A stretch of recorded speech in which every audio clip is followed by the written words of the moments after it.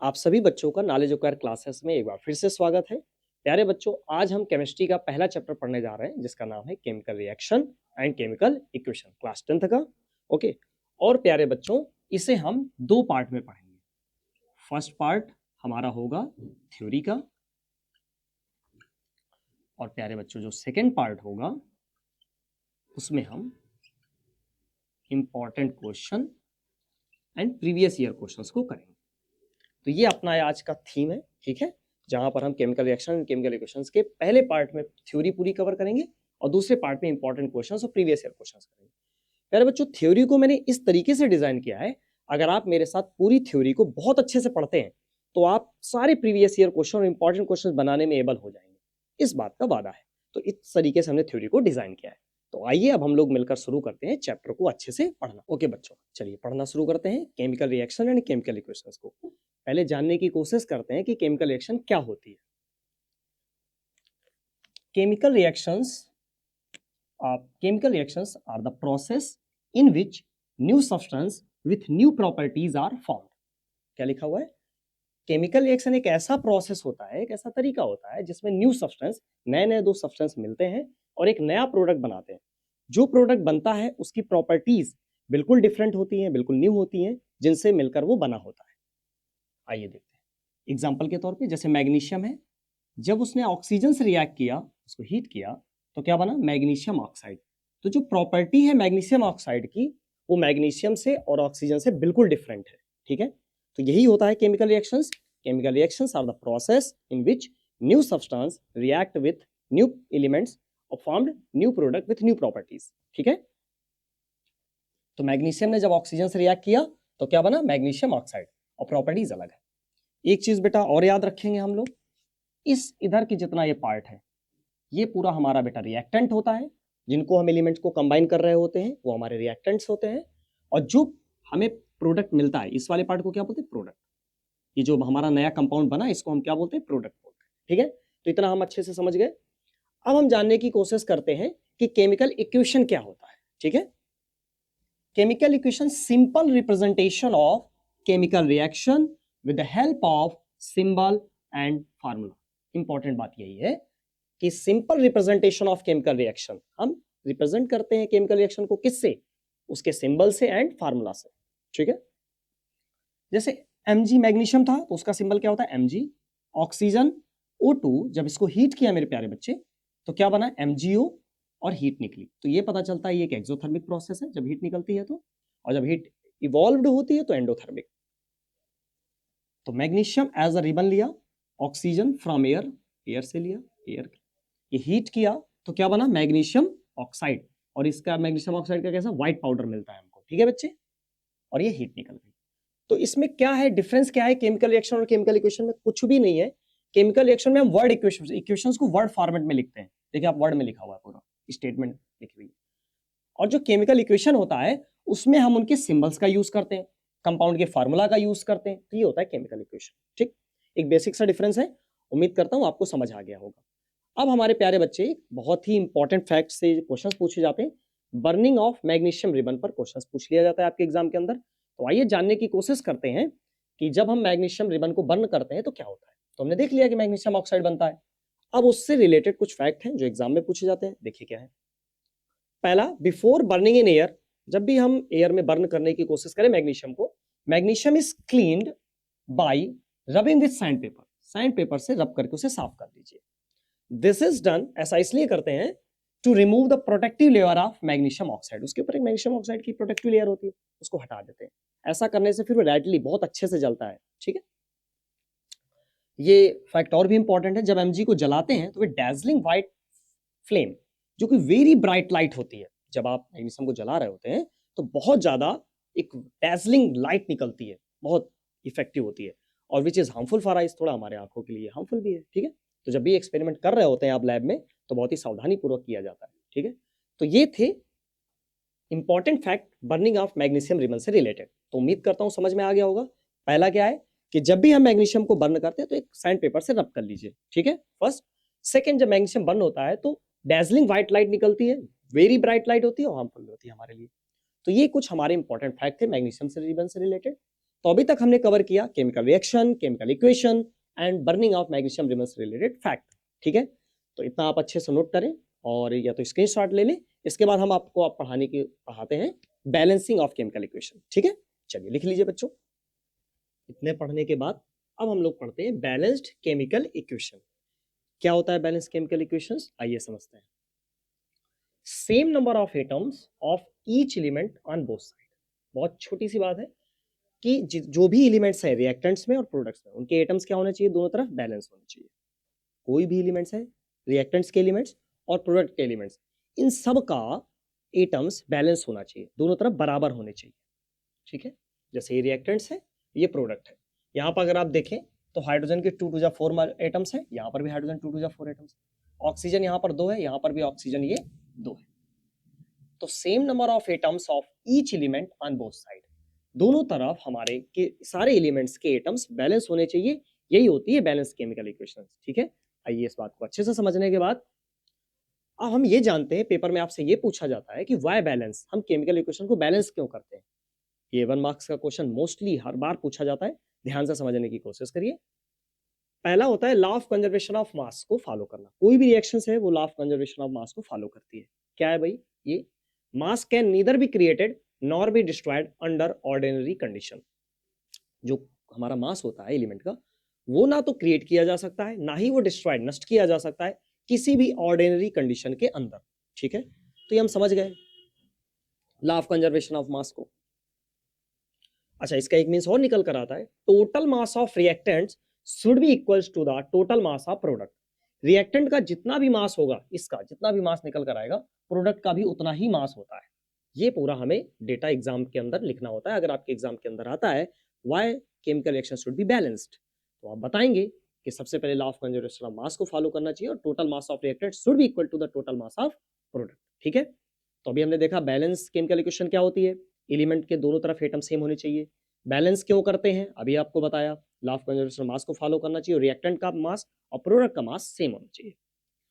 अब आइए सीखते हैं, let's learn how to balance an equation. किसी भी इक्वेशन को बैलेंस कैसे करते हैं, ये आपके पेपर में अभी बोल रहा हूं 100% आएगा। केमिकल इक्वेशन आपको इस तरीके से दे दी जाएंगी और उनको कहेगा आप बैलेंस करके दिखाइए। ठीक है, पक्का। तो कुछ फैक्ट है, उनको समझिए, कुछ स्टेप्स हैं। सबसे पहले अगर आप किसी भी केमिकल रिएक्शंस को बैलेंस करने जा रहे हैं तो आप मेटल पर फोकस करिए। सबसे पहले मेटल को बैलेंस करिए, इसके बाद आप नॉन मेटल को बैलेंस करिए, फिर ऑक्सीजन को, फिर हाइड्रोजन को। खैर नॉन मेटल में ये दोनों आ जाते हैं, बट ठीक है, सबसे पहले मेटल, फिर non metal, oxygen, hydrogen. Note point है, do this process until all the atoms balance out। इस प्रोसेस को हम तब तक करते जाएंगे जब तक हमारे सारे के सारे एटम्स बैलेंस नहीं हो जाते। ठीक है, तो मोटा मोटा अगर इतना मैं बताने की कोशिश करूं तो बैलेंस केमिकल इक्वेशन में जो हमारे एलिमेंट के एटम्स है दोनों तरफ बराबर होने चाहिए, मास of reactant mass of product equal होना चाहिए। बैलेंस करते समय सबसे पहले मेटल, फिर नॉन मेटल, ऑक्सीजन, हाइड्रोजन, इतना भी ध्यान में रखना है। आइए अब कुछ एग्जाम्पल्स हैं आपके लिए बेहतरीन, उम्मीद करता हूं इनमें से कुछ एक दो आपके एग्जाम में भी आ जाए और आएंगे भी। ठीक है, क्योंकि इस तरीके से मैंने पहले ही बोला था, डेटा को मैंने समराइज किया है आपके लिए, थ्योरी का डिजाइन ही इस तरीके से किया है कि इसको पढ़ने के बाद आप ऑलमोस्ट प्रीवियस ईयर क्वेश्चंस या इंपॉर्टेंट क्वेश्चंस बना सके, और उनको मैं कराऊंगा भी। कुछ एग्जांपल से चलिए देखना शुरू करते हैं। CH4 मीथेन को आप बर्न करते हैं तो कार्बन डाइऑक्साइड और वाटर निकलता है। ये फैक्ट है, किसी भी जब हम हाइड्रोकार्बन को जलाते हैं, बर्न करते हैं, तो कार्बन डाइऑक्साइड वाटर हमें जरूर मिलता है। खैर हमें यहाँ पर इसकी बैलेंसिंग करनी है, तो मेटल पूरे रिएक्शंस में नहीं है। हमारे पास क्या है, नॉन मेटल। कार्बन क्या है, नॉन मेटल। कार्बन देखिए यहाँ पर कितना है, 1 है, और यहाँ पर भी कार्बन कितना है, 1 है। तो कार्बन के अगर साथ जा रहे हैं तो वो बैलेंस है, मेटल है नहीं। ठीक है, नॉन मेटल बैलेंस है। अब ऑक्सीजन देखिए, ऑक्सीजन बेटा यहाँ पर कितना है, 2 है, और यहाँ पर 2 और 1 3 है। तो ऑक्सीजन तो गड़बड़ है ना। तो ऑक्सीजन जब गड़बड़ होता है तो उसके लिए हम क्या करते हैं, थोड़ा सा यहाँ पर 2 है और यहाँ पर ये, तो हमने क्या किया, यहाँ पर 2 कर दिया ऐसे। ठीक है, तो अब कितना हो गया ऑक्सीजन, 2 2 जा 4। यहाँ पर ऑक्सीजन 2 और ये 1 3 है, 2 कर दिया। बेटा ये 2 आता है, आप आगे जब लगाते हैं किसी भी एलिमेंट के आगे, जब कोई भी नंबर आप ऐड करते हैं तो ये 2 इसका भी है और ये 2 इसे एलिमेंट का भी है, दोनों का है। तो अब क्या है, ऑक्सीजन तो आपके 2 हो गए मेरे प्यारे बच्चे, आप देख पा रहे हैं कि ऑक्सीजन 2 है, बट अब हाइड्रोजन कितने हो गए, 2 2 जा 4 हो गए। आइए इस तरफ देखते हैं, क्या हाइड्रोजन है 4, ऑफ कोर्स यस है।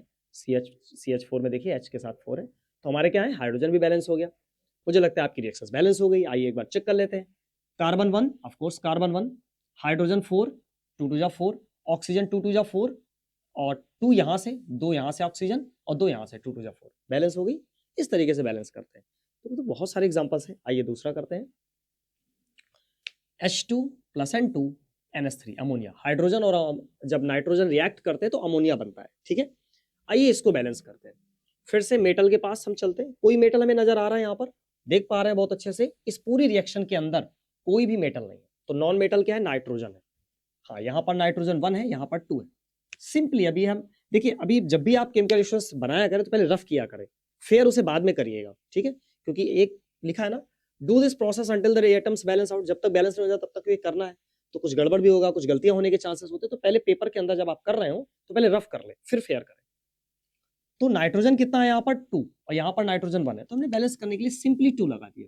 कोई नीड होगी तो हम उसे हटा भी लेंगे। 2 और यहाँ पर भी 2, तो नाइट्रोजन तो बैलेंस हो गए, ठीक है। अब हाइड्रोजन ऑक्सीजन है नहीं, तो हाइड्रोजन बैलेंस करेंगे।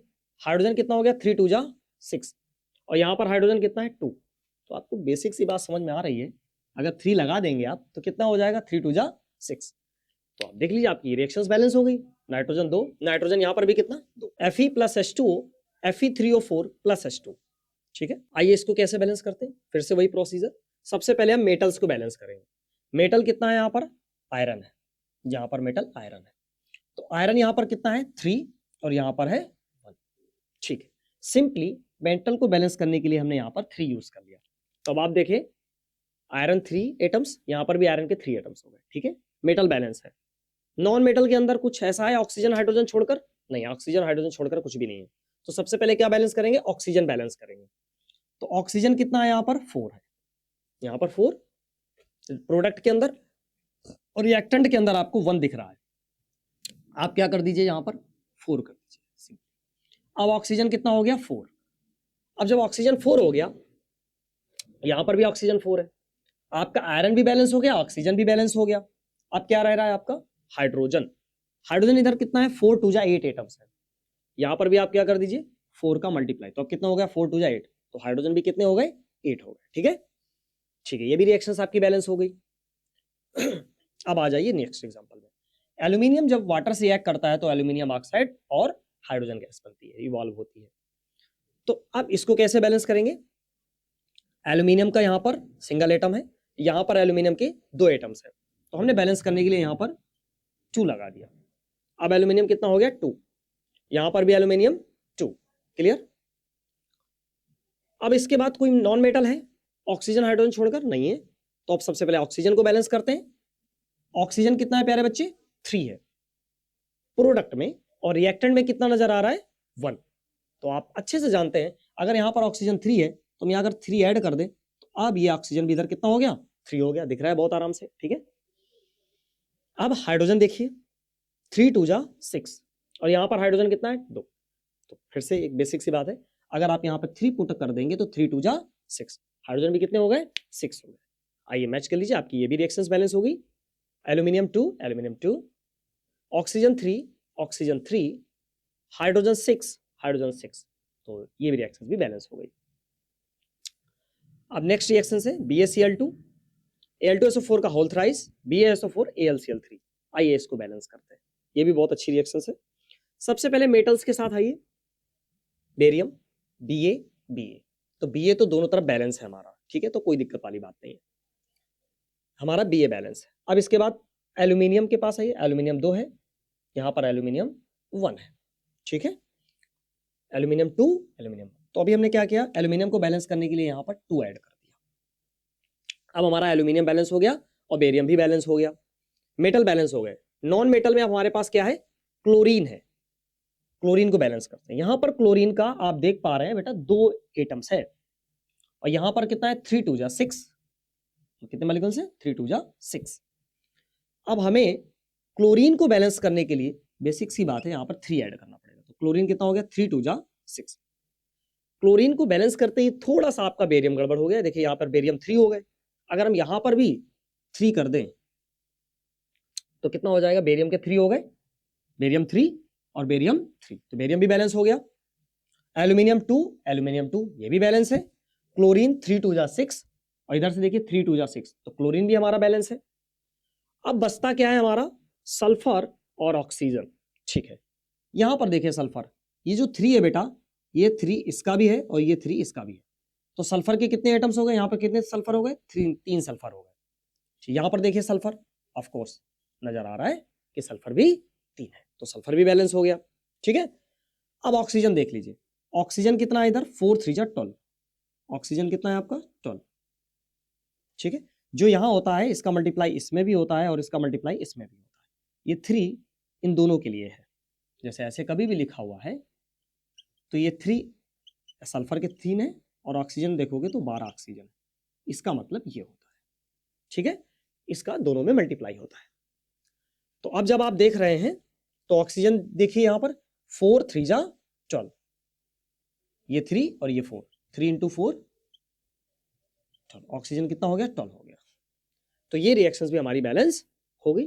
ठीक है, चलिए एक लास्ट एग्जांपल बचता है, इसको भी बैलेंस कर लेते हैं। लेड यहाँ पर 1 है, लेड यहाँ पर 1 है, नाइट्रोजन यहाँ पर बेटा कितना है 1 है, यहाँ पर भी 1 है। ठीक है, बैलेंस है। ऑक्सीजन 3 है, ऑक्सीजन 2 2 4 और 1 5, तो ऑक्सीजन हमारे 5 है। क्लियर। अब इसको बैलेंस करने के लिए हम एक शुरुआत करते हैं। तो लेट्स सी एक स्टेप ले लेते हैं। ऑक्सीजन को बैलेंस करने के लिए हमने यहाँ पर 2 लगा दिया। ठीक है, जैसे हमने यहाँ पे 2 पुटअप किया तो अब लेड 2 हो गया, तो यहाँ पर भी क्या कर दीजिए, लेड को 2 कर दीजिए, तो लेड कितना हो गया 2 एंड 2, लेड बैलेंस हो गया। नाइट्रोजन अगर आप देख रहे हैं तो यहाँ पर 2 है और ऑक्सीजन अगर आप देख रहे हैं तो 3 2 जा 6 है। तो पहले ऑक्सीजन देखिए, क्या ऑक्सीजन बैलेंस है, 2 2 4 2 6, ऑक्सीजन आपको बैलेंस नजर आ रहे हैं। ठीक है, बट आपके जो नाइट्रोजन हैं वो बैलेंस नहीं है, तो नाइट्रोजन को कैसे बैलेंस करेंगे।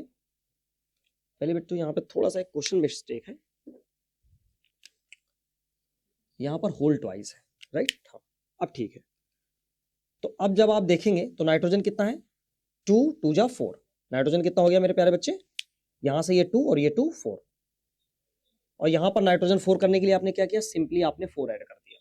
ठीक है, एक बार फिर से देखें, Pb2 बैलेंस है, Pb2 बैलेंस है। नाइट्रोजन इधर से 2 और 2 का जब मल्टीप्लाई करेंगे तो 2 2 जा 4 हो गया, यहां पर भी नाइट्रोजन कितना हो गया 4 हो गया। ऑक्सीजन देखिए 3 2 जा 6, ऑक्सीजन यहां से कितना है 6 है, और जो 2 आगे ये इसका भी है, इसका भी है और इसका भी है, सबका है, तो 6 में जब 2 का मल्टीप्लाई कर देंगे तो कितने ऑक्सीजन हो गए, ऑक्सीजन के एटम्स हो गए 12। अब इधर देखिए ऑक्सीजन के कितने एटम्स हैं 2, इधर ऑक्सीजन 2, इधर देखिए 4 2 जा 8 और इधर देखिए 2, तो अब ऐड करिए 8 2 10 2 12, इधर भी ऑक्सीजन कितना हो गया 12, तो अब ऑक्सीजन क्या हो गया आपका, दोनों तरफ क्या हो गया, बैलेंस हो गया। ठीक है, आप ये सिंपली से आप रफ कर दीजिए, क्योंकि ये आपको पेपर में नहीं करना है, ऐसे नहीं लिखना होता, बस ऐसे रफ करके आपने बैलेंस कर लिया, बाद में यहाँ पर लिख लिया। ठीक है, तो ये आपकी रिएक्शंस बैलेंस हो गई। तो उम्मीद करते हैं आपको बैलेंसिंग कैसे की जाती है क्वेश्चंस को आ गया होगा। मेन फैक्ट है, सबसे पहले मेटल को बैलेंस करिए, फिर नॉन मेटल, उसके बाद ऑक्सीजन और उसके बाद हाइड्रोजन। इसके साथ इस प्रोसेस को करने के साथ आपकी रिएक्शन बैलेंस हो जाएगी, और पेपर में आपके क्वेश्चंस जरूर आते हैं बैलेंस करने के लिए। आपको ऐसे ही क्वेश्चंस आएगा कि PbNO3 का होल ट्वाइस, PbO NO2 और O2, अब कहेगा इसको बैलेंस करो, या पेपर में दे देगा यहां पर है A, यहां पर है B, यहां पर है C, फिर आपसे कहेगा A B और C की वैल्यू बताइए, A और B और C की वैल्यू बताइए। तो किसी भी फॉर्मेट में आप वो आपसे एग्जामिनर क्वेश्चन पूछ सकता है। तो इस पार्ट में हमने अच्छे से देख लिया कि बैलेंस केमिकल इक्वेशन कैसे करते हैं। अब आप इसे अच्छे से नोट कर लीजिए, स्क्रीनशॉट ले लीजिए। अब इसके बाद हम पढ़ते हैं characteristics of chemical reactions. Note कर लीजिए बच्चों, अब पढ़ते हैं characteristics of chemical reactions. Characteristics कहें या प्रॉपर्टी कहें, प्रॉपर्टीज ऑफ केमिकल रिएक्शंस अब हम लोग बेसिकली पढ़ने वाले हैं। कि अभी तक हमने केमिकल रिएक्शन समझा कि केमिकल रिएक्शंस क्या होती है, जब दो सब्सटेंस मिलते हैं तो एक नया प्रोडक्ट बनता है। ठीक है, तो इसकी कुछ प्रॉपर्टीज होती हैं, उस प्रॉपर्टीज को आप एग्जाम के अंदर याद रखिएगा एक ट्रिक से, EF CCC। क्या EF CCC क्या मतलब है? E मतलब बच्चा evolution of a gas, F means formation of a precipitate,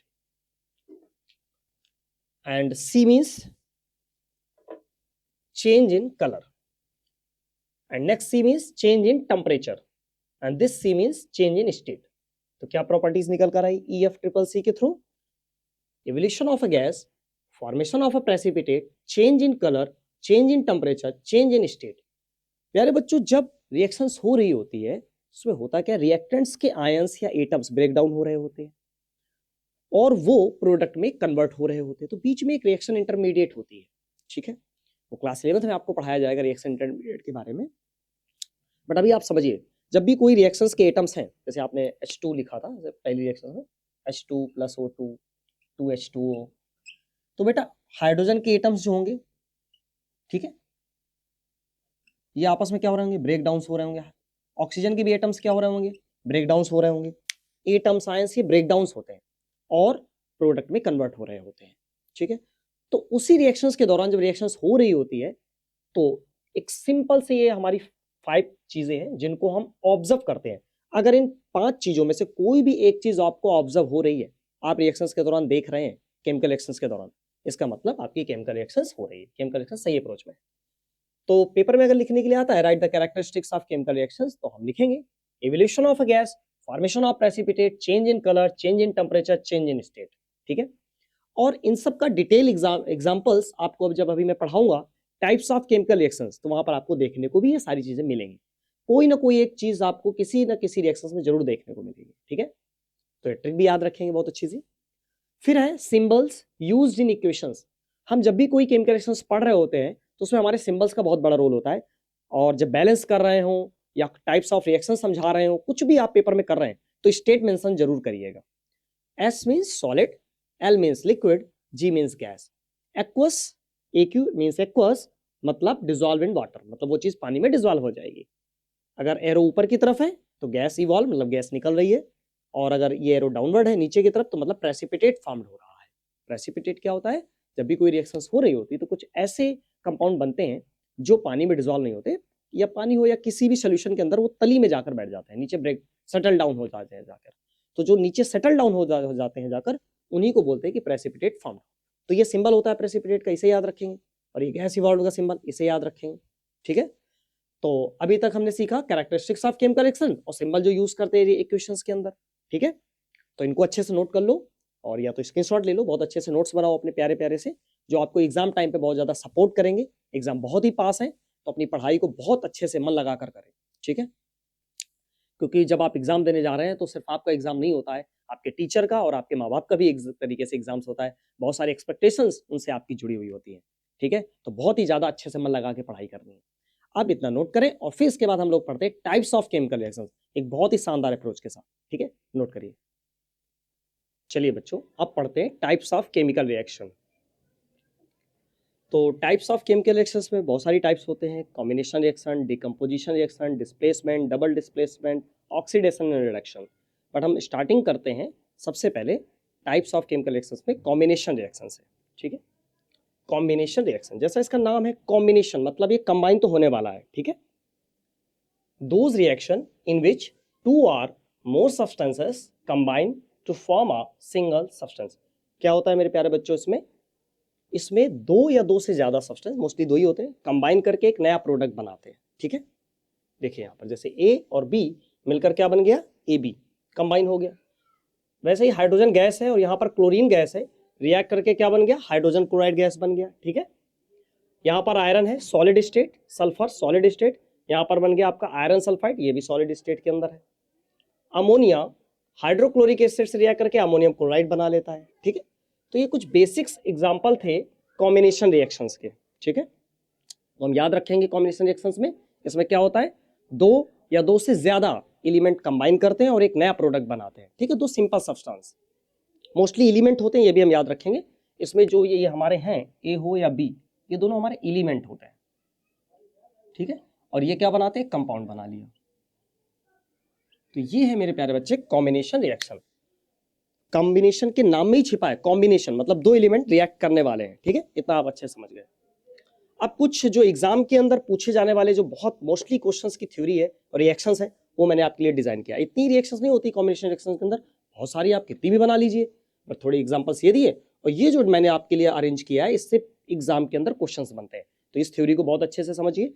पहला है reaction of calcium carb oxide, जिसे आप कैल्शियम ऑक्साइड को क्विकलाइम भी बोलते हैं, विथ वाटर। अब हम क्या करने वाले प्यारे बच्चे, कैल्शियम ऑक्साइड मतलब क्विकलाइम को वाटर में ऐड करने वाले हैं, ठीक है। आइए देखिए, CaO सॉलिड स्टेट के अंदर है, जिसे आप क्विकलाइम बोल रहे हैं, उसको पानी में डिसॉल्व किया H2O के अंदर, लिक्विड स्टेट। तो क्या बना आपका CaOH का होल टाइप स्लैग्ड लाइम, और ये स्लैग्ड लाइम कैसा बनता है, व्हाइट पाउडर के फॉर्म में, और हीट भी निकलती है। हीट निकलने से ये पता चल रहा है कि ये बेटा कैसी रिएक्शन है, एक्सोथर्मिक है, ठीक है। ठीक है, हमने देख लिया कि जब CaO ने वाटर के साथ रिएक्ट किया तो CaOH का होल ट्वाइस बना और हीट निकली, ठीक है मेरे प्यारे बच्चे। इसमें ऐसे होता है, इस रिएक्शंस को और अगर आपको ब्रेक करूं तो थोड़ा सा ऐसे आप समझने की कोशिश कर सकते हैं। यहां पर CaO और वाटर को लिख सकते हैं H और OH, ठीक है। तो ये इसके पास चला जाएगा और ये इसके पास जाके आपका बना रहेगा COH का होल ट्वाइस और H2। तो रिएक्शन कंबाइन करना बहुत ही आसान है, ठीक है। ठीक है, तो दो सब्सटेंस मिलके क्या बना लिया आपका COH का होल ट्वाइस, जैसे आप क्या बोलते हैं स्लैग्ड लाइम। और स्लैग्ड लाइम देखा गया, ऑब्जर्व किया गया तो कैसा है, व्हाइट पाउडर के फॉर्म में मिलता है। इससे इंपॉर्टेंट फैक्ट क्या है, इसको देखेंगे। Fact, quicklime react vigorously with water, ये वाटर के साथ वैगरसली रिएक्ट करती है, ठीक है। Water added slowly because reaction is exothermic. हम इसमें COH हमने एक बीकर में ले लिया, अब हम उसमें पानी डाल रहे हैं, तो पानी को हम स्लोली डालेंगे क्योंकि रिएक्शन एक्सोथर्मिक, तेज डालेंगे तो ज्यादा हीट और प्रोड्यूस हो जाएगी एक साथ, तो फिर पूरे जहां पे लैब में सेटअप हो रहा होगा वो अच्छा नहीं होगा उसके लिए। तो हमने क्या देखा, वाटर को कैसे ऐड करेंगे, slowly, because reaction is exothermic, ठीक। तो quicklime react vigorously with water and water added slowly because reaction is exothermic. फिर तीसरा fact, quicklime used in making cement, quicklime का यूज सीमेंट बनाने में भी किया जाता है, ठीक है। तो ये डेटा हमने अपने दिमाग में रख लिया प्यारे बच्चों। अब हम सीखने की कोशिश करते हैं white washing and formation of calcium carbonate. ये क्या होता है, व्हाइट वॉशिंग नाम से ही आप समझ रहे हैं कि भाई दीवार में व्हाइट वॉश करने वाले हैं, और क्या बनने वाला है, कैल्शियम कार्बोनेट बनने वाला है। तो इसकी रिएक्शन और इससे पूछे जाने वाले क्वेश्चंस को अच्छे से समझते हैं। अब इसमें क्या करते हैं बेटा, जो आपका ये स्लैग्ड लाइम बना COH का होल ट्वाइस, उसको CO2 गैस के साथ रिएक्ट कराते तो कैल्शियम कार्बोनेट CaCO3 बनेगा और वाटर बनेगा, ठीक है। तो ये रिएक्शन हम अच्छे से दिमाग में रखेंगे अपने। अब आगे की बात, ये बेटा जब COH का होल ट्वाइस, ये आपने अभी यहां से देख लिया कि भाई ये तो स्लैग्ड लाइम है और इसी को व्हाइट वॉश करने के लिए यूज करते हैं। तो जब आप अपनी दीवारों में व्हाइट वॉश कर देते हैं तो ये कार्बन डाइऑक्साइड जो एटमॉस्फेयर में होती है उससे धीरे धीरे 2-3 दिन लेता है एब्जॉर्ब करने में, और फिर आपकी दीवार 2-3 दिनों बाद एक अच्छी खासी दीवार चमकने लगती है, व्हाइट वॉश हो जाता है, ठीक है। तो ये प्रोसीजर होता है, इसी में लिखा भी है COH का whole twice solution is used for white washing walls. तो मतलब हम ये जो हमारा बना स्लैग्ड लाइम, इसका यूज हम व्हाइट वॉश करने के लिए करते हैं। It react slowly with carbon dioxide from air. बहुत अच्छा फैक्ट है ना, कि ये क्या करेगा, एयर से धीरे धीरे रिएक्ट करेगा और आपका बना लेगा क्या, कैल्शियम कार्बोनेट। यही है, जब ये बन जाता है भाई COH को होल ट्वाइस ने CO2 से रिएक्ट किया, CaCO3 बन गया। तो 2-3 दिन लगते हैं, आप तुरंत नहीं कि व्हाइट वॉश कर दिया तो तुरंत अच्छी शाइनिंग आ जाती है, 2-3 दिन बाद आपकी दीवार बहुत अच्छे से चमकने लगती है और आप खुश हो जाते हैं, बढ़िया। CaCO3 is formed in 2 or 3 days on wall. This layer of CO3 gives shiny walls. ठीक है, इस बात को भी हम याद रखेंगे कि CS अभी मैंने बताया 2-3 दिन लगता है, फिर आपको शाइनी वॉल मिल जाती है। तो ये हमारे कुछ इंपॉर्टेंट रिएक्शंस थी, उनसे रिलेटेड फैक्ट्स थे जिनको हमने समझा। तो एक बार क्विकलाइम अगर रिवीजन करें जल्दी से, तो कॉम्बिनेशन मतलब आप समझ गए, कंबाइन होने वाली ये चीजें, दो चीजें जब कंबाइन होंगी तो एक नई चीज बन जाती है, ठीक है। ओके, तो अभी तक हमने समझा कॉम्बिनेशन रिएक्शन, इससे पूछे जाने वाले कुछ क्वेश्चंस। तो बहुत ही इंपॉर्टेंट डेटा है, मैंने पहले ही कहा था कि ऐसी थ्योरी डिजाइन की है आपके लिए कि जो सीधे एग्जाम में इनसे क्वेश्चंस पूछे जाएंगे। तो आप इतना नोट कर लीजिए, फिर हम आपको बताने की कोशिश करते हैं डीकंपोजिशन रिएक्शंस क्या होती है, ठीक है। और बहुत अच्छे तरीके से नोट करिए इतना। अभी हम लोगों ने कॉम्बिनेशन रिएक्शंस पढ़ा बहुत अच्छे से, तो कॉम्बिनेशन रिएक्शंस पढ़ने के बाद अब हम पढ़ते हैं डीकंपोजिशन रिएक्शन, ठीक है। डीकंपोजिशन, इसके नाम में फिर से डीकंपोजिशन, कंपोजिशन को तोड़ना, डीकंपोजिशन, ठीक है। तोड़ेंगे अब हम कंपोजिशन को। अब तोड़ने के लिए कुछ ना कुछ तो करना पड़ेगा ना। A compound split up into 2 और मोर सिंपलर सब्सटेंस, एक कंपाउंड को आप ब्रेक करके 2 या 2 से ज्यादा सिंपल सब्सटेंस में ब्रेक कर देते हो। अब रिएक्शंस है तो उसको तोड़ने के लिए हम हीट देंगे या तो लाइट देंगे या तो करंट देंगे, आपके सिलेबस में इतना ही है। हीट, लाइट, करंट देने के बाद हम उसको सिंपल सब्सटेंस में ब्रेक डाउन कर लेते हैं। मैं प्यारे बच्चों ये इंपॉर्टेंट चीजें बताने से पहले आपको एक चीज बता दूं, याद आ गया, आपको लाइफ में भी जब आप सक्सेस हो जाएंगे तो लोग तोड़ने की बहुत कोशिश करेंगे। जब आप किसी अच्छे पद में होंगे तो लोग आपको नीचे गिराने की कोशिश करेंगे। कुछ लोग आपको रिश्वत दे के दूसरे गलत काम कराने की कोशिश करेंगे। तो बेटा आप किसी भी स्थिति में टूटना नहीं, डटे रहना, सब चीज़ों का अच्छे से सामना करना, ठीक है। चलिए आइए, लेकिन रिएक्शंस को तोड़ेंगे भाई, रिएक्शंस तोड़ना हमारे लिए जरूरी है, ठीक है, नहीं तो नए प्रोडक्ट्स नहीं मिलेंगे। बट आप मत टूटना किसी भी सिचुएशन में, किसी भी हालत में।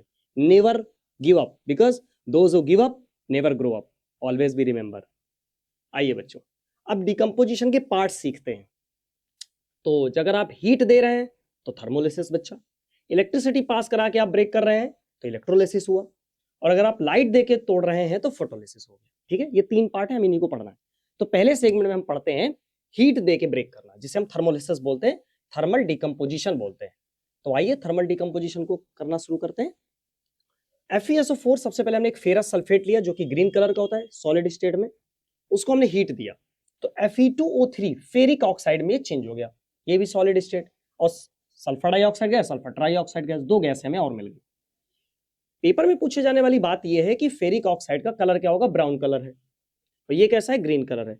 बच्चों मैं समझ रहा हूं कि आपको इन कंपाउंड्स के कलर पहचानने में दिक्कत हो रही है, रिकॉग्नाइज करने में प्रॉब्लम हो रही है। तो इस चैप्टर को पढ़ाने के बाद मैं इसके बाद एक वीडियो बना दूंगा कि how to recognize of colour of any compound और एलिमेंट्स वेरी इजीली, ठीक है। तो आपके लिए बेहद आसानी हो जाएगी। तो ये अभी हमने देखा कि FeSO4 को जब हीट देंगे तो Fe2O3 सल्फर डाइऑक्साइड और सल्फर ट्राइऑक्साइड गैस में वो ब्रेक डाउन हो जाएगी, ठीक है। अब इससे रिलेटेड हमारे कुछ फैक्ट हैं जिनको हम याद रखेंगे। तो पहला तो यही है कि इसका कलर क्या है, फिर पूछेगा कि जो सल्फर है उसकी जो जब आप बर्न करते तो मैचस्टिक उसकी स्मेल आती है सल्फर की, जब आप सल्फर को बर्न करते हो तो उसकी स्मेल कैसी होती है, माचिस के जलाने की जैसी। और सल्फर डाइऑक्साइड गैस की जो स्मेल होती है वो पंजेंट स्मेल होती है, जो बहुत ही खराब लगती है, इरिटेटिंग स्मेल, बहुत ही ऑड स्मेल। हाँ, एक चीज और याद रखेंगे, sulphur dioxide gas, sulphur trioxide gas are air pollutant, ये एयर पॉल्यूटेंट गैसेस भी हैं और थोड़ा सा नेचर में एसिडिक भी है, ठीक है। CO2 या SO2 ये दोनों ही गैसें हमारी नेचर में एसिडिक होती हैं, ठीक। तो इतना हमने अच्छे से समझा। एक और रिएक्शन है जो थर्मल डिकम्पोजिशन में पूछी जाती है आपसे एग्जाम के अंदर, ठीक है, और इसको तो हमने बैलेंसिंग भी करके दिखाई थी अभी पीछे। तो PbNO3 लेड नाइट्रेट को सॉलिड स्टेट में, जो कि कोई कलर नहीं है, कलरलेस है, हमने इसको हीट दिया। हीट देने के बाद क्या होगा बच्चा, ये PbO में ब्रेक डाउन होगा, नाइट्रोजन डाइऑक्साइड गैस में और ऑक्सीजन गैस में ब्रेक डाउन हो जाएगा। ये सॉलिड स्टेट है, ये NR2 गैस है, ऑक्सीजन गैस है। बेटा इनकी स्टेट जरूर मेंशन करिएगा एग्जाम के अंदर। PbO का कलर कैसा होगा आपसे पूछेगा, येलो होता है, NO2 का ब्राउन फ्यूम्स होता है, ठीक है। ये भी हम अच्छे से याद रखेंगे। इससे रिलेटेड जो हमारा फैक्ट है छोटा सा है, इस आप पढ़ते हैं इलेक्ट्रोलाइटिक डिकम्पोजिशन। क्या होता है इलेक्ट्रोलाइटिक डिकम्पोजिशन, कंपोजिशन को तोड़ना। डी मतलब अपोजिट वर्ड होता है कंपोजिशन के लिए, मतलब किसी डी मतलब कोई भी चीज है तो उसका अपोजिट कर देगा, कंपोजिशन को तोड़ना। अब हम करेंगे क्या, इलेक्ट्रोलाइटिक डिकम्पोजिशन, मतलब इलेक्ट्रिसिटी पास कराकर अब हम किसी भी कंपाउंड को ब्रेक कर देंगे, ठीक है। ये हमारे पास वाटर है और वाटर में जब हम करंट पास कराएंगे तो हाइड्रोजन गैस अलग और ऑक्सीजन गैस अलग सेपरेट हो जाती है, ठीक है, करंट पास कराने से। इससे कुछ फैक्ट है जिनको हमें याद रखना है।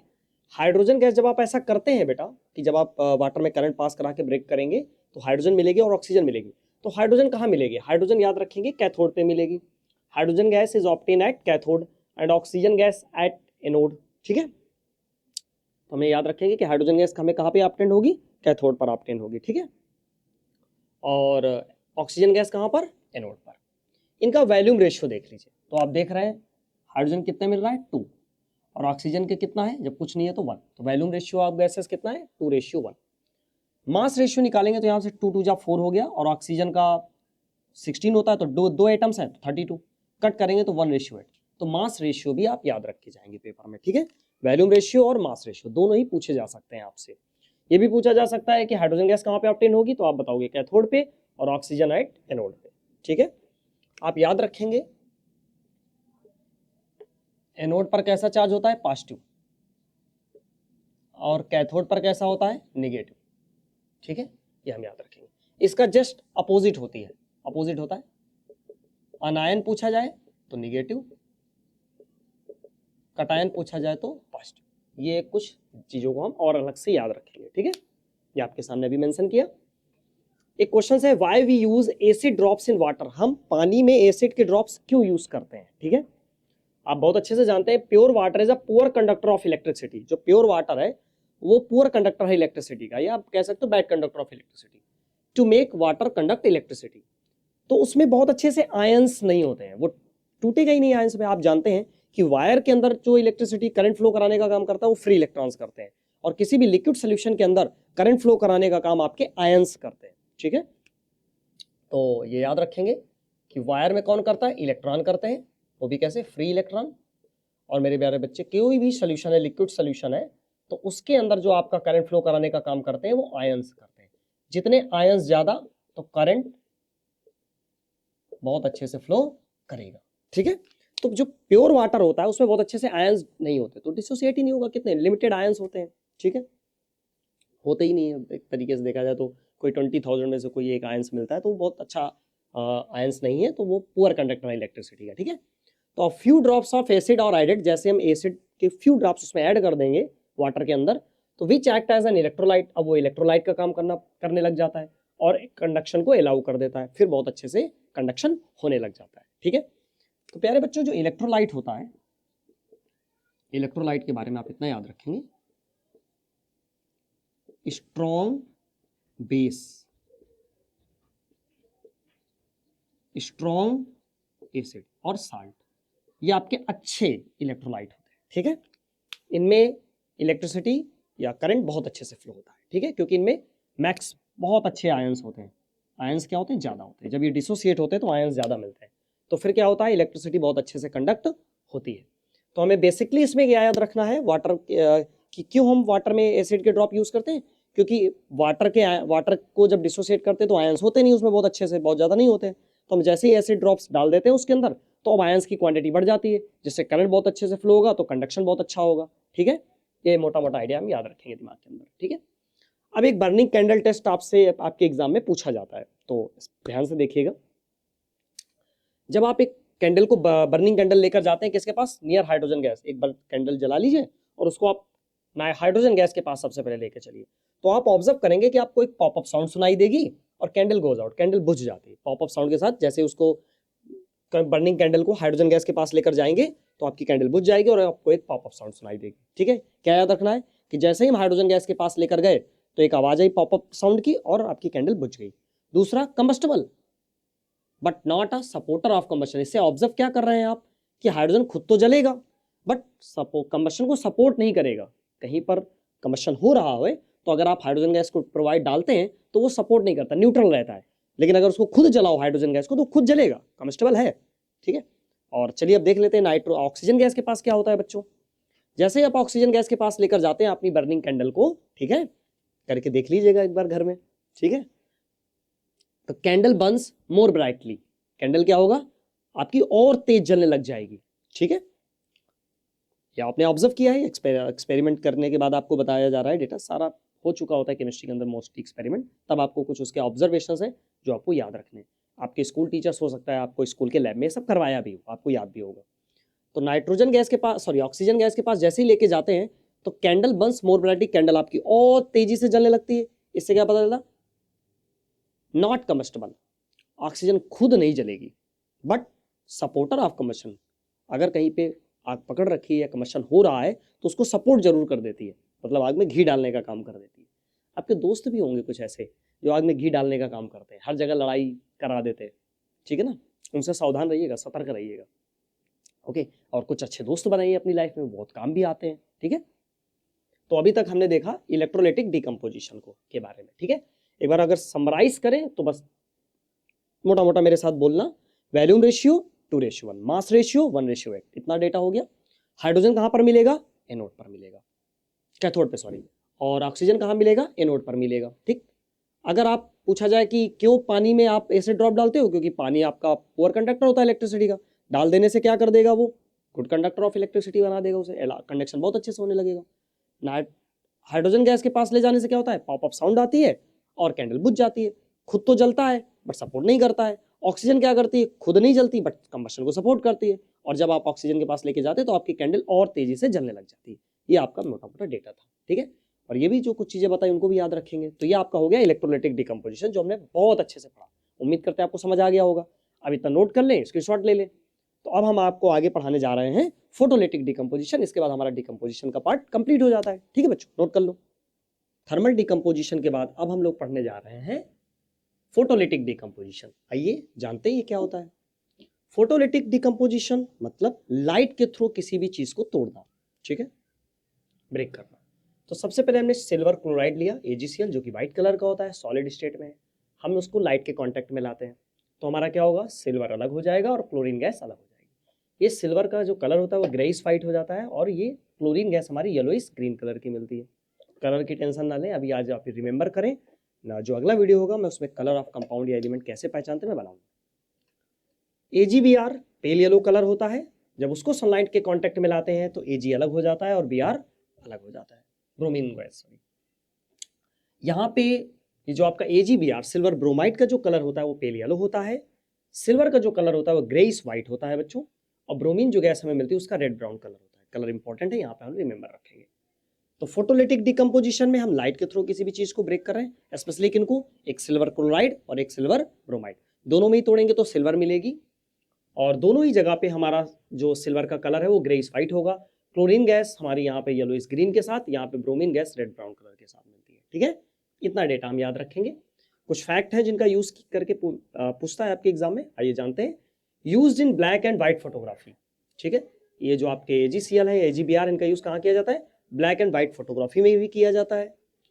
AgCl and AgBr are kept in black colour bottles, इनको हम ब्लैक कलर बॉटल्स में पैक करके रखते हैं टू प्रोटेक्ट फ्रॉम सनलाइट, ताकि हम उनको सनलाइट से बचा सके। क्योंकि अगर ये सनलाइट के कांटेक्ट में आते हैं प्यारे बच्चे, तो आप जान रहे हैं सिल्वर क्लोराइड सिल्वर और क्लोरीन में ब्रेक हो जाएगा, सिल्वर ब्रोमाइड आपका सिल्वर और ब्रोमीन में ब्रेक हो जाएगा। तो इस चीज का हमें भी ध्यान देना है। ठीक है, तो एक बार अगेन, AgCl आपका Ag और Cl में क्लोरीन गैस में, AgBr Ag और ब्रोमीन गैस में ब्रेक हो जाता है। फैक्ट में याद रखेंगे, इसका use black and white photography में किया जाता है। AgCl और AgBr का यूज हम ब्लैक कलर बॉटल्स के अंदर पैक करके रखते हैं ताकि सनलाइट से उनको बचा सके। तो ये एक इंपॉर्टेंट डेटा था, इतना ही आपको याद रखना है फोटोलिटिक डिकम्पोजिशन से रिलेटेड। ठीक है, तो आप इतना अच्छे से फिर से एक बार नोट कर लो। इसके बाद हम पढ़ते हैं डिस्प्लेसमेंट रिएक्शंस। ठीक है, बहुत ही शानदार तरीके से, तो नोट करो बच्चों जल्दी से। अब हम पढ़ने जा रहे हैं डिस्प्लेसमेंट रिएक्शन। ठीक है, डिस्प्लेसमेंट नाम से ही पता चल रहा है, डिस्प्लेसमेंट, किसी एक को तो डिस्प्लेस होना पड़ेगा। ठीक है, तो a more reactive element displace a less reactive element from its compound. अपने कंपाउंड में एक एलिमेंट होता है हमेशा इसमें और एक कंपाउंड होता है, तो मोर रिएक्टिव एलिमेंट क्या कर देता है, डिस्प्लेस कर देता है लेस रिएक्टिव एलिमेंट्स को। ठीक है, जैसे एक कंपाउंड हमारा ए है और सॉरी एक एलिमेंट ए है और एक कंपाउंड हमारा BC है, तो ए बी से ज्यादा पावरफुल है, तो इसने बी को रिप्लेस कर दिया, बी इधर आ गया और इसने एक सी के साथ बॉन्डिंग अपनी बना ली। ठीक है, रिएक्टिविटी सीरीज है वो भी आपको समझाते हैं। बेटा लाइफ का ही भी यही फंडा है, जो ज्यादा पावरफुल होता है वो कम पावरफुल वाले को दबा देता है। और अपनी दोस्ती में भी देखते होंगे, और तो आजकल का जो ट्रेंड चल रहा है उसके हिसाब से आप समझ ही गए हैं कि पावरफुल बनिए, नहीं तो आपका कुछ हो नहीं सकता है फिर। ठीक है, काफी प्रॉब्लम्स आती हैं। लेकिन एक चीज इसमें से और है, पावरफुल बनिए, लेकिन आप पावरफुल बनने के बाद लाइफ में किसी को डिस्प्लेस मत करिए आप, कि किसी को पीछे कर दिया, किसी को किसी चीज में हरा दिया, किसी को किसी चीज में गिरा दिया, ऐसा नहीं करना है। आप भी आगे बढ़िए, दूसरे भी आगे बढ़े, अप्रोच यही सही है। ठीक है बेटा, तो चलिए अब अपनी रिएक्टिविटी सीरीज की बात कर लेते हैं। तो रिएक्टिविटी सीरीज हमारे पास ये है, इसको हम अच्छे से समझ लेते हैं। Potassium, sodium, calcium, magnesium, aluminium, zinc, iron, lead, hydrogen, copper, mercury, silver, gold.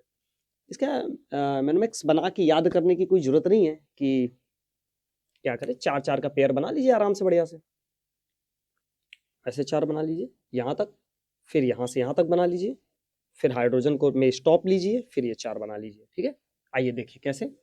सबसे पहले पोटेशियम, सोडियम, कैल्शियम, मैग्नीशियम, मेरे साथ बोलिए, potassium, sodium, calcium, magnesium, potassium, sodium, calcium, magnesium, potassium, sodium, calcium, magnesium. Okay, इसके बाद फिर से aluminium, zinc, iron, lead, aluminium, zinc, iron, lead, aluminium, zinc, iron, lead, हो गया।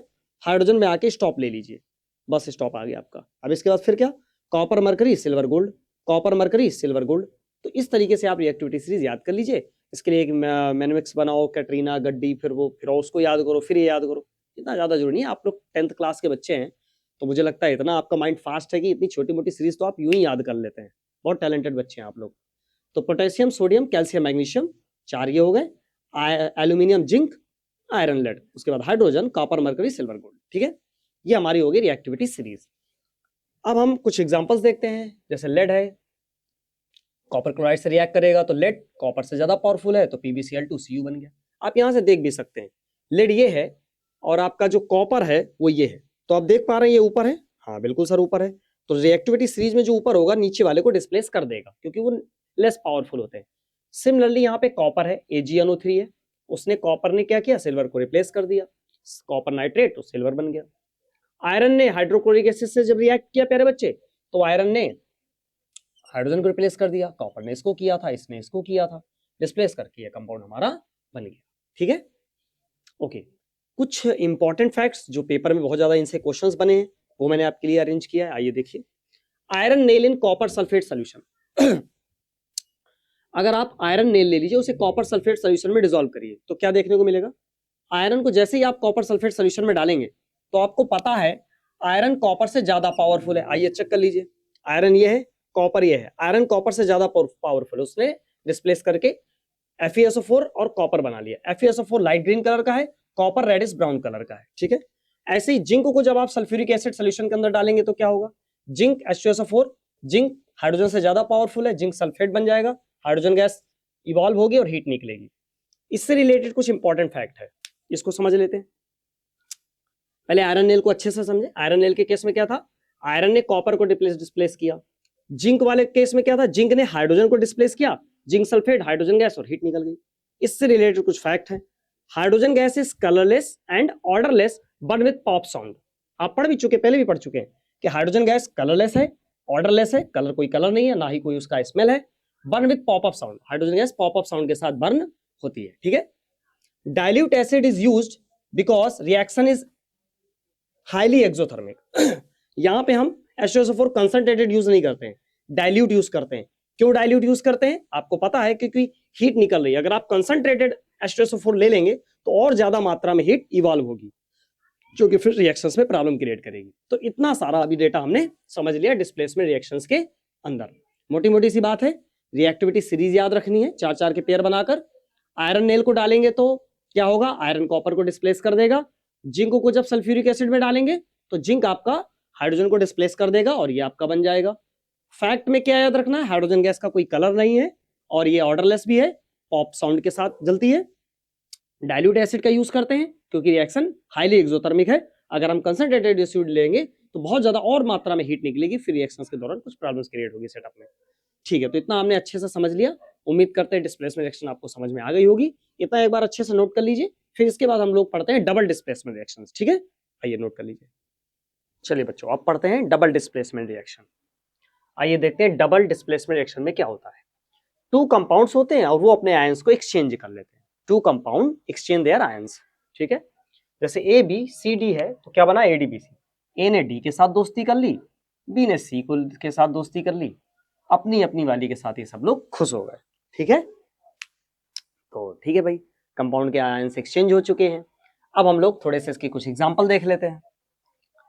AgNO3 NaCl दोनों एक्वस स्टेट में है, AgCl बना और NaNO3 बना। कैसे बना भाई, आइए ध्यान दीजिए। ACl के साथ गया, Na किसके साथ गया, NaNO3 के साथ गया, तो AgCl बन गया, NaNO3 बन गया। सिल्वर क्लोराइड सोडियम नाइट्रेट बन गया आपका। ठीक, अब इस रिएक्शन को देखो, इसे तो बहुत ही फैमिलियर हो आप, न्यूट्रलाइजेशन में आप यूज करते हो। NaCl बन गया, HOH के साथ रिएक्ट करके वाटर बन गया, पानी बन गया। ठीक है भाई, तो ये दो चीजें हमने देख ली एग्जाम्पल के साथ डबल डिस्प्लेसमेंट के अंदर।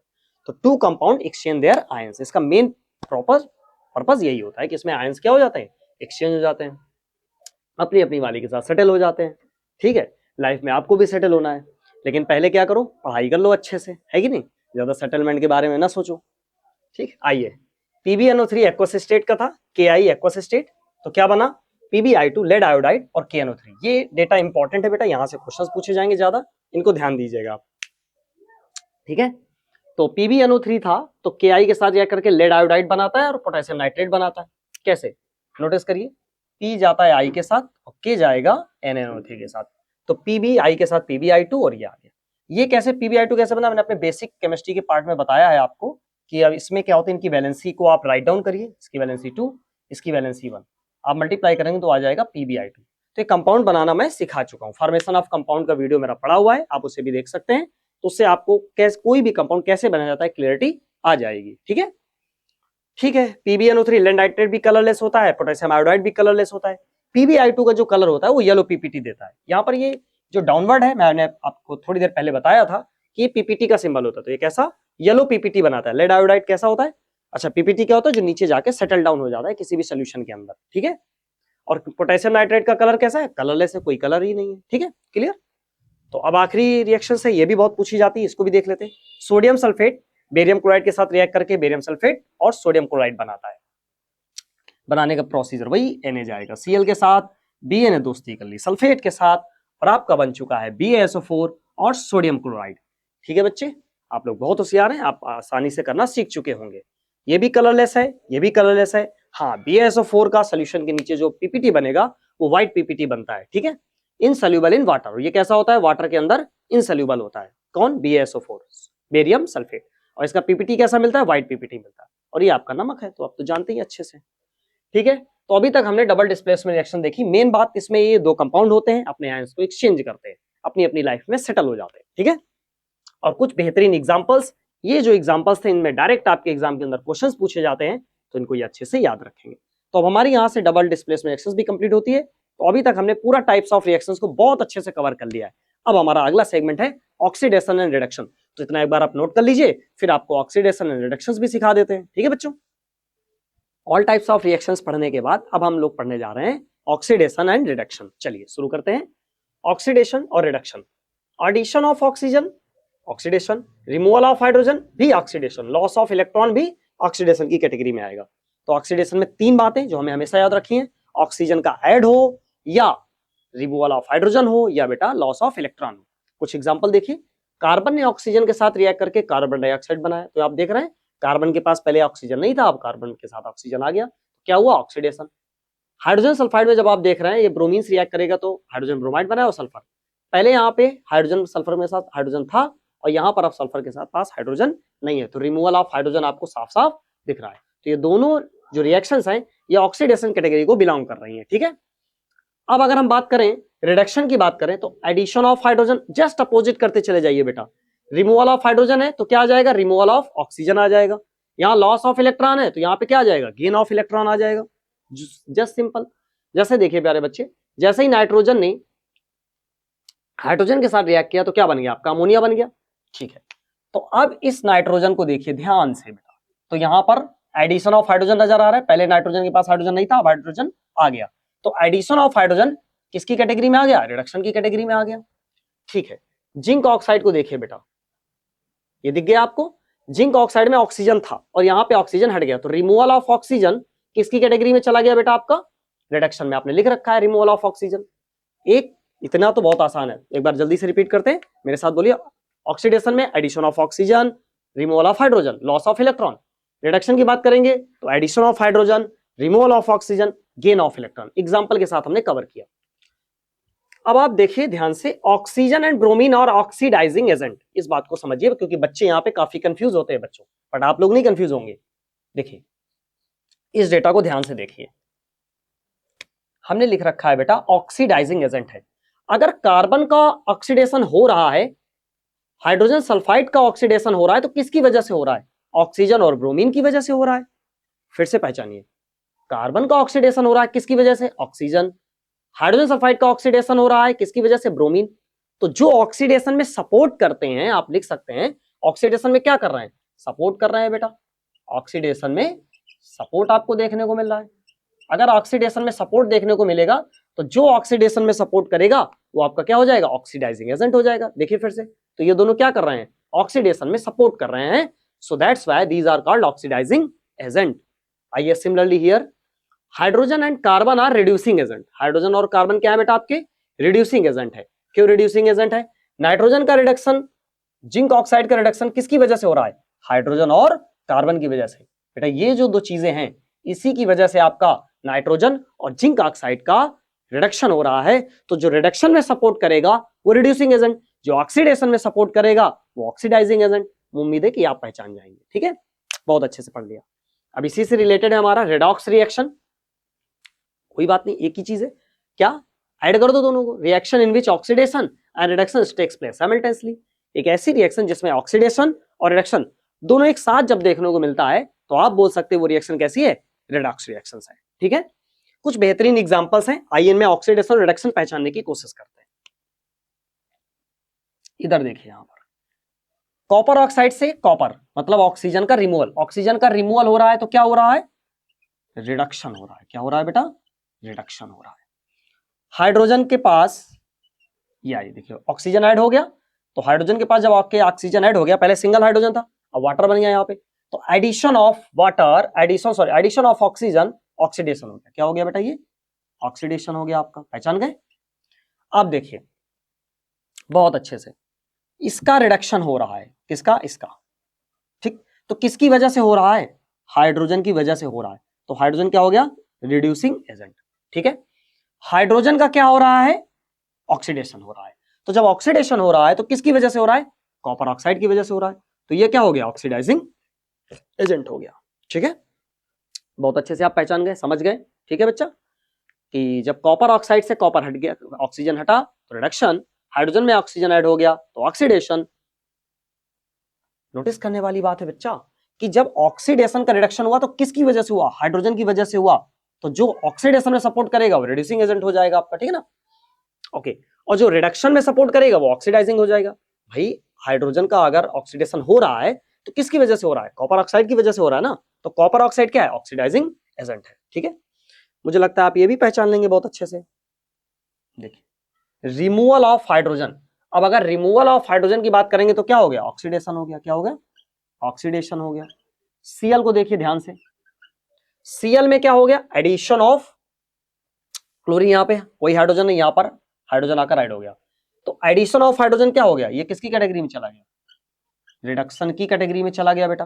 ठीक है, तो अब फिर से वही बात, इसका हो रहा है ऑक्सीडेशन, किसकी वजह से, इसकी वजह से, तो ये क्या हो गया, रिड्यूसिंग एजेंट। ओके, सीएल का क्या हो रहा है, रिडक्शन किसकी वजह से हो रहा है, इसकी वजह से, तो ये क्या हो गया, ऑक्सीडाइजिंग एजेंट। ठीक है, तो उम्मीद है कि आप रिडक्शन, ऑक्सीडेशन पहचानना, ऑक्सीडाइजिंग एजेंट और रिड्यूसिंग एजेंट पहचानना शानदार तरीके से सीख चुके हैं, बिकॉज यू आर जीनियस। ठीक, आइए देखते हैं, जीनियस बोला है, ओवर कॉन्फिडेंट मत हो जाना, कॉन्फिडेंस में रहना। ठीक है, हमें आता है, अच्छी बात है, हमें ही आता है, खराब बात होती है। ठीक है, आइए अब समझते हैं ऑक्सीडेशन ऑफ कॉपर के बारे में। ठीक, तो जैसे ही कॉपर था सॉलिड स्टेट में, उसने ऑक्सीजन से रिएक्ट किया तो कॉपर ऑक्साइड बन गया। ठीक है भाई, ऑक्सीडेशन हो गया, तो रेडिश ब्राउन था, पहले कॉपर का कलर कैसा था, रेडिश ब्राउन था, और अब कैसा हो गया, ब्लैक कलर हो गया। देख पा रहे हैं, रेडिश ब्राउन से कैसा हो गया, ब्लैक कलर हो गया। अच्छा बेटा, नोट पॉइंट है, if hydrogen gas is passed over copper oxide, अगर हम इस कॉपर ऑक्साइड पर हाइड्रोजन गैस पास करा दें तो इसका ब्लैक कलर फिर से ब्राउन में चेंज हो जाएगा। ऑफ कोर्स चेंज हो जाएगा सर ना, क्योंकि अब रिडक्शन हो जाएगा। Black copper oxide black colour में था, आपने जैसे ही हाइड्रोजन गैस पास कराई तो क्या हो गया, कॉपर अलग हो गया और वाटर अलग हो गया आपका। ठीक है, तो कॉपर में चेंज हो गया और कॉपर का कलर कैसा है, रेड ब्राउन कलर है। हाइड्रोजन किस में कन्वर्ट हो गया, वाटर में कन्वर्ट हो गया। तो देख सकते हैं आप, एक बार फिर से पहचानने के लिए कहा जाए तो कॉपर ऑक्साइड का क्या हो गया, कॉपर में कन्वर्ट हो गया, तो ऑक्सीजन हट गया, तो क्या हो गया, रिमूवल ऑफ ऑक्सीजन, रिडक्शन हो गया। ठीक है, ठीक है, तो इसमें इंपॉर्टेंट डेटा इतना था कि कॉपर का कलर, अब तो इतनी बार लिखा है रेडिश ब्राउन, पहचान जाएंगे। कॉपर ऑक्साइड का कलर ब्लैक कलर होता है, और ब्लैक कलर अगर आपको हटाना है तो क्या करेंगे, दोबारा से हाइड्रोजन गैस पास करा दीजिए, बस सिंपल सी बात है। तो पूरा ऑक्सीडेशन समझ गए, रिडक्शन समझ गए, ऑक्सीडाइजिंग एजेंट, रिड्यूसिंग एजेंट, आपने सारा डेटा समझ लिया। अब थोड़ा सा पार्ट और बचा, उसको भी जल्दी से पढ़ लेते हैं, फिर आपके पूरे चैप्टर की थ्योरी शानदार तरीके से समाप्त हो जाएगी। ठीक है, तो चलिए इतना नोट कर लेते हैं, इसके बाद हम effect of oxidation in everyday life देख लेते हैं। ठीक है, नोट कर लीजिए बेटा इतना। अब हम शुरू करने जा रहे हैं effects of oxidation in everyday life. Oxidation का हमारी डेली लाइफ में क्या इंपैक्ट देखने को मिलता है, उसको आइए समझते हैं। ठीक है, सबसे पहले तो हमें कोरोजन देखने को मिलता है। Corrosion is the process in which metals are eaten up gradually by the action of air, moisture और chemicals such an acid on their surface. Corrosion में क्या होता है मेरे प्यारे बच्चों, कोई भी मेटल्स अगर लॉन्ग टाइम तक के लिए एटमॉस्फेयर ऑर्डिनरी टेम्परेचर में रखा हुआ है तो मॉइस्चर से, एटमॉस्फेयर में मॉइस्चर से रिएक्ट कर लेता है, साथ ही साथ एयर से एक्शन कर लेता है, या कुछ केमिकल्स होते हैं उनसे एक्शन कर लेता है, तो उसमें एक तरीके की कोटिंग आ जाती है। ठीक है, जिससे उसकी जो स्ट्रेंथ होती है वो वीक होती चली जाती है। तो जैसे rusting of iron metal is the most common form of corrosion. Rusting of iron क्या है, कोरोजन का सबसे पॉपुलर फॉर्म आपको देखने को मिलता है। कहीं पिलर देख लीजिए, कहीं पुल देख लीजिए, कहीं ब्रिज देख लीजिए, वहां पर आपको जंग देखने को मिली जाती है, ठीक है ना, रस्ट। तो rusting of iron metal is the most common form of corrosion. और रस्टिंग कोई भी मेटल हो, ऐसा नहीं कि केवल आयरन में ही होता है, कॉपर में भी होता है, सिल्वर में भी होता है, वो उसकी स्ट्रेंथ को वीक कर देता है और उसकी क्वालिटी को कमजोर कर देता है, क्वालिटी भी उसकी कम हो जाती है। अब एक रिएक्शन है, अगर कोरोजन आता है, डिफाइन कोरोजन, तो आप ये डिफिनेशन लिखेंगे और उसके बाद आप ये एग्जांपल लिखेंगे। 4Fe + 3O2 वाटर के X मॉलिक्यूल्स ले लिया, तो ये आपका 2Fe2O3.X मिल गया। इसे आप हाइड्रेटेड आयरन थर्ड ऑक्साइड बोलते हैं। इसी यही जो आपका फॉर्मूला है, ये रस्ट का फॉर्मूला है, ठीक है। ये रिएक्शन आप याद रखेंगे। तो अभी हमने रस्टिंग्स देख ली कि रस्टिंग क्या होती है, कोरोजन का सबसे मोस्ट पॉपुलर फॉर्म है, और साथ ही साथ एक एग्जांपल देख लिया इसका। अब बच्चों सीखते हैं टर्निशिंग ऑफ सिल्वर। इसमें क्या होता है, जैसे आपने देखा होगा सिल्वर बहुत लंबे समय तक आपकी मम्मी लोग पायल पहने रहती है, चांदी का कोई भी चीज पहनी हुई है सिल्वर का, तो कुछ समय बाद उसमें थोड़ा सा ब्लैक ब्लैक चढ़ जाती है, क्लियर आ जाती है, ठीक ना। उसकी जैसे पहले चमक होती है, साइनिंग होती है, वो बाद में नहीं रह जाती। क्यों? क्योंकि वो एटमॉस्फेयर में सल्फर से रिएक्ट कर लेता है और क्या बना लेता है, सिल्वर सल्फाइड बना लेता है, जिसका जो कलर होता है वो ब्लैक होता है, ठीक है ना। इसकी वजह से उसकी क्वालिटी में थोड़ा सा प्रॉब्लम आ जाता है या उसकी साइनिंग कमजोर हो जाती है। प्रिवेंशन आप बहुत अच्छे से जानते हैं, पेंटिंग कर लीजिए, ग्रीसिंग कर लीजिए, ठीक है ना, पेंटिंग से भी, ग्रीसिंग से भी। गैल्वेनाइजेशन कर लीजिए, गैल्वेनाइजेशन में क्या होता है, जिंक की कोटिंग कर दी जाती है, कोई भी मेटल होता है उस पर आप जिस भी मेटल की डिजायर्ड कोटिंग चाहते हैं वो कर लेते हैं गैल्वेनाइजेशन प्रोसेस से। अब इसका एक और ऑक्सीडेशन इफेक्ट का हमारी डेली लाइफ में जो कॉमन एग्जांपल देखने को मिलता है वो हमारा रैंसिडिटी होता है। ये क्या होता है, condition produced by aerial oxidation of fats and oils in foods marked by unpleasant smell and taste is called rancidity. जब आप कोई भी आपका फूड आइटम्स है वो लंबे समय तक के लिए बाहर रखा हुआ है या बनाने के बाद आपने रख दिया, तो क्या करेगा, एटमॉस्फेयर में ऑक्सीजन तो है भाई, रिएक्ट तो करेगा ही, ऑक्सीडेशन तो करेगा ही करेगा। अब ये नहीं कि आज ही बनाया और तुरंत ऑक्सीडेशन कर लिया और खाना खराब हो गया, ऐसा नहीं होता है, थोड़ा टाइम लगेगा। मान लीजिए आपका सर्दियां चल रही हैं तो थोड़ा सा लंबे समय तक आपका खाना ठीक रहेगा, कुछ समय बाद क्या होगा, ऑक्सीजन से रिएक्ट करके वो ऑक्सीडेशन करने लग जाएगा, ठीक है। तो उससे बाद क्या होता है, एक अनप्लीजेंट खाने से स्मेल आने लग जाती है और उसका टेस्ट भी खराब हो जाता है, कुछ बैक्टीरियाज भी आ जाते हैं, ठीक है ना। तो ये इससे हमारा खाने की टेस्टिंग खराब हो जाती है और साथ ही साथ मेरे प्यारे बच्चे एक अनप्लीजेंट स्मेल आती है जो आप नहीं चाहते हैं, ठीक है। ये कोरेजन हो बेटा या रैंसिडिटी हो, ये अनडिजायर्ड चेंज है जो आप चाहते नहीं कि ये हो, बट ये लाइफ में होता है, ठीक है। तो अब अगर रैंसिडिटी हो गई तो उससे बचने के भी कुछ तरीके होते हैं, आइए देखते हैं उनको क्या होता है। प्रिवेंशन की अगर बात करें, प्रिवेंशन ऑफ रैंसिडिटी, तो सबसे पहले एडिशन ऑफ एंटीऑक्सीडेंट। कुछ मार्केट में एंटीऑक्सीडेंट आते हैं जिनको आप आइटम्स में डालते हैं तो कुछ समय तक के लिए वो आपके खाने को प्रिजर्व कर देते हैं, लॉन्ग थोड़ी देर के लिए वो सही बने रहेंगे, लेकिन अल्टीमेटली बहुत लॉन्ग टाइम तक फिर से वो खराब हो जाएंगे भाई। फिलिंग नाइट्रोजन गैस, ये तो जानते ही हैं, चिप्स मार्केट में बहुत सारे आते हैं, चिप्स हो या कोई भी अदर फूड पैक्ड आइटम्स होते हैं उसमें नाइट्रोजन गैस डाली जाती है, क्योंकि ये नाइट्रोजन गैस किसी भी फूड जो खाना होता है या कोई भी चिप्स है, कोई भी चीज जो आपने उसके अंदर भरी हुई है वो उससे रिएक्ट नहीं करता है, तो वो लंबे समय तक प्रिजर्व रहता है, कोई दिक्कत नहीं होती उसको। लेकिन अगर ऑक्सीजन गैस डाल दें, बाहर फाड़ के रख दो पैकेट को, देखो सैम सा जाता है, कोई टेस्ट नहीं रह जाता, अजीब अजीब सा लगता है आपको खाने में ना, महसूस कर रहे हो इस बात को, फील भी कर रहे हो। नहीं हो तो एक चिप्स ले आओ, फाड़ के रख दो, फिर खाना थोड़ी देर बाद पता चलेगा कैसा लग रहा है टेस्ट को, ठीक है।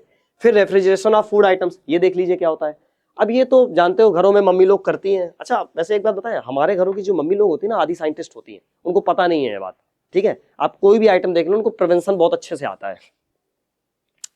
रेफ्रिजरेशन ऑफ फूड आइटम्स, इसमें क्या होता है, आप कोई भी खाना है बनाया, आपने फ्रिज में रख दिया, फ्रिज क्या करता है, फ्रिज के अंदर टेम्परेचर लो होता है, 4 डिग्री सेल्सियस के आसपास होता है, तो वो करता क्या है, खाने का जो भी आइटम्स है उसके ऑक्सीडेशन को स्लो कर देता है, तो खाना आपका थोड़े लंबे समय तक के लिए, 1-2 दिन के लिए ठीक बना रहता है। लेकिन अल्टीमेटली फिर से वही बात है, बहुत लॉन्ग टाइम के लिए तो नहीं है ना, लेकिन थोड़ी देर का तो काम चल ही सकता है हमारा। तो रेफ्रिजरेशन के अंदर आप मेन बात याद रखेंगे कि टेम्परेचर हमारा 4 डिग्री सेल्सियस होता है, तो ऑक्सीडेशन के प्रोसेस को स्लो कर देता है, तो हमारा खाना ठीक बना रहता है। तो ये थे हमारे कुछ प्रिवेंशन ऑफ रैंसिडिटी। एक बार क्विक रिवाइज करते हैं। कोरोजन, कोई भी मेटल है बाहर रखा हुआ है, वो एयर से, मॉइस्चर से रिएक्ट कर लेता है, तो उस पर अनवांटेड कोटिंग आ जाती है, ठीक है, जो आप नहीं चाहते। ये रिएक्शन है, आयरन ऑक्सीजन के साथ रिएक्ट करेगा, वाटर के साथ, तो ये रस्ट का फॉर्मूला बना लेता है। टर्निशिंग ऑफ सिल्वर में, सिल्वर लंबे समय तक जब सल्फर के कांटेक्ट में आती है तो सिल्वर सल्फाइड बना लेती है, जिसका कलर ब्लैक होता है, ठीक है, ये भी समझ गए। प्रिवेंशन करेंगे तो पेंटिंग, ग्रीसिंग, गैल्वेनाइजेशन कर दीजिए। रैंसिडिटी आप अभी बताया कि भैया अगर खाना आपका लंबे समय तक के लिए बाहर रखा हुआ है तो ऑक्सीजन से रिएक्ट करके ऑक्सीडेशन करता है, जिससे अनवांटेड स्मेल आने लगती है और टेस्ट भी खराब हो जाता है, ठीक है। और प्रिवेंशन की अभी बात कर ली, addition of antioxidant, filling nitrogen gas, refrigeration of food items.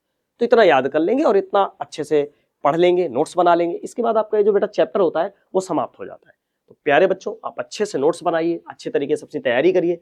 इसके बाद मैं आपको इसके प्रीवियस ईयर क्वेश्चंस कराऊंगा, उनको अच्छे से टैकल करना। इतना करने के बाद आपका बोर्ड एग्जाम बेहतरीन गुजरेगा, ऐसा मुझे पूरा विश्वास है, और आप लोग पूरी पढ़ाई अपनी मन से करेंगे। तो इसको नोट्स बनाएं, अच्छे से पढ़ाई करें।